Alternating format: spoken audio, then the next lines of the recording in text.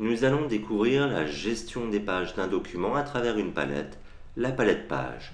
Pour cela, nous allons ouvrir un document situé dans le dossier Les pages. Nous allons choisir Magazine ROM. Voilà notre document. Nous allons à présent activer la palette page par le menu Fenêtre, Page, raccourci clavier F12. Voilà notre palette.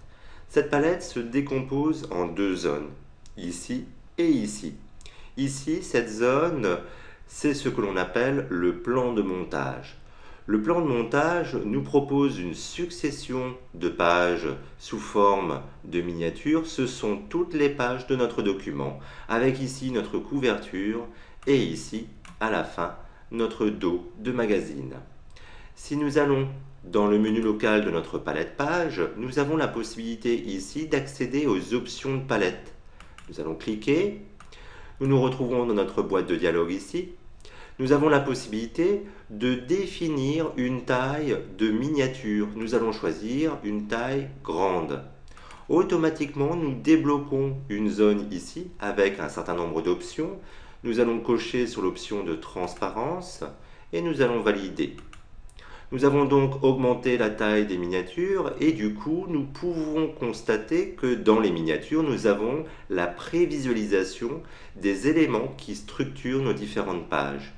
Nous allons descendre ici et nous constatons que sur cette dernière page, nous avons ici une icône de transparence. En double-cliquant sur la miniature, nous pouvons accéder à notre page. Nous avons une icône de transparence tout simplement car nous avons ici des objets associés à des effets.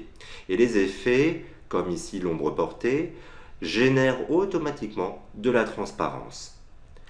Nous pouvons visualiser parfaitement ici dans notre plan de montage les pages de gauche et les pages de droite, puisque notre document est basé sur le principe du mode en vis-à-vis. Nous avons également donc des pages qui sont numérotées.